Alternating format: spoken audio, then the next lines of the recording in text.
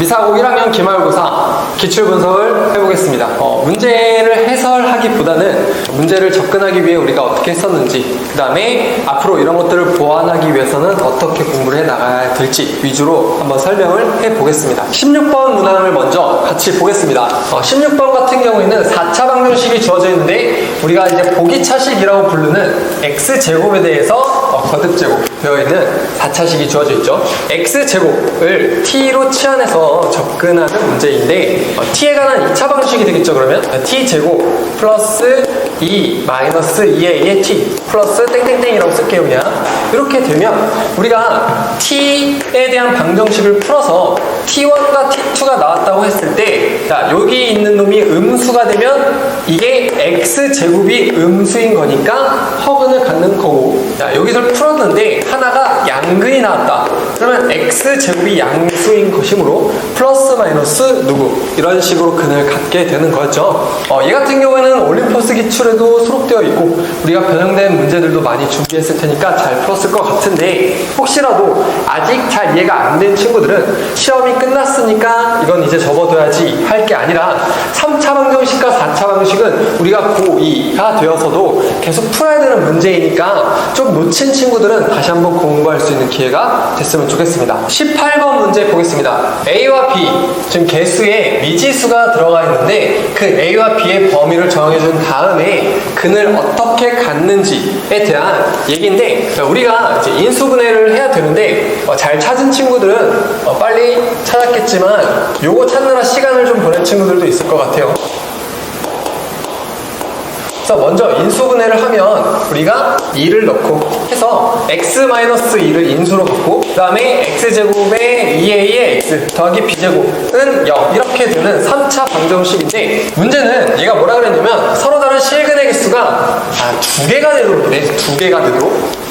그러면 이 하나의 근을 가졌으니까 이 방정식이 어떻게 돼야 되냐면 2가 아닌 중근을 갖던지, 아니면 얘가 서로 다른 두 실근을 가져도 되지만 반드시 한 놈은 된다든지. 자, 앞서 문제에서도 말했지만 이 문제 역시 우리가 고2가 돼서도 계속 앞으로 풀어야 되는 문항이므로 놓친 친구들은 다시 한번 공부를 할 수 있도록 합시다. 많은 친구들이 어려워했었을 것 같은 논술형 2번을 같이 한번 볼 건데, 쌤은 이제 수업할 때 여기서 나올 수 있는 문항들 모두 소개했던 것 같아, 수업 시간에. 근데 이제 놓친 친구들은 자, 얘네를 이제 어떻게 풀어야 되는지 한번 살펴봐야 되고, 우리가 경우의 수가 굉장히 이제 어려웠던 친구들이 많았을 것 같아. 그치만 경우의 수는 이번에 이제 시험이 끝났으니까 드디어 끝났다 이게 아니고, 우리가 또 2학년 때 확률과 통계라는 과목을 공부하게 되죠. 확률과 통계 같은 경우에는 이번 교육과정에서부터는 수능에서도 반드시 봐야 하는 과목인데, 확률과 통계가 다 경우의 수에서부터 출발하는 과목이므로 놓친 친구들은 이번 여름방학을 통해서 다시 한번 복습을 할 수 있는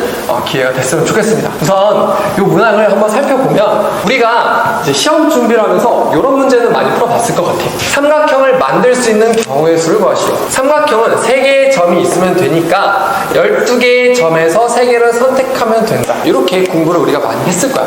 그리고 이렇게 지름을 만들면 나머지 점 하나를 선택할 때마다 직각 삼각형이 된다라는 걸 우리가 공부를 많이 했을 것 같은데, 자, 쌤이 수업 시간에 예각 삼각형과 둔각 삼각형도 많이 나왔던 문제이니까 공부를 해놔야 돼 라고 하면서 설명을 한 적이 있는데, 어떻게 하냐면 둔각 삼각형은 자, 이렇게 지름이 되는 경우 말고 이제 이렇게 안쪽으로 한번 삼각형의 한 변을 만들어 볼게. 이 상황에서 이쪽으로 점 하나를 선택하면 예각 삼각형이 돼. 물론 얘를 선택하면 안 되겠지, 직각 삼각형이 되니까. 그러니까 이쪽으로 점 하나를 추가로 더 잡는 거야. 얘를 한 변으로 삼았다면 하나 둘 셋 4개의 둔각 삼각형이 만들어질 수 있어. 이렇게 되면서 얘네가 다 둔각 삼각형이 되는 거거든. 되겠지? 그러면 얘를 선택했을 때 하나 둘 셋 4개가 되고, 우리가 이번엔 또 얘를 선택했을 때는 하나 둘 3개 만들 수 있고, 얘를 선택하면 2개, 얘를 선택하면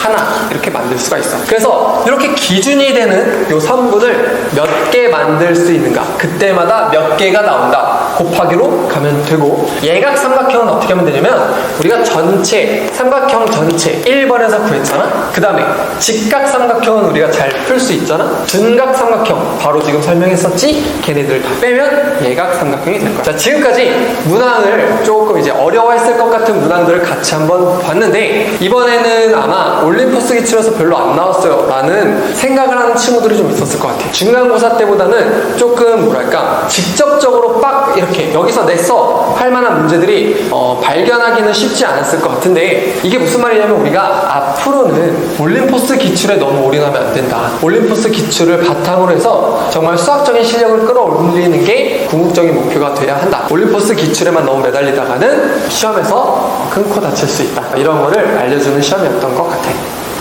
여름방학 때 우리가 앞으로는 이런 것들을 바탕으로 경우의 수 절대 놓치면 안 되고, 그 다음에 2학기 때 나올 과목들도 열심히 공부해서 학기 중에는 올림포스 기출도 능숙하게 풀어낼 수 있는 그런 실력을 여름방학 동안에 쌓는 게 중요하다. 이런 것들을 설명을 하면서 이번에 기출분석 마치도록 하겠습니다.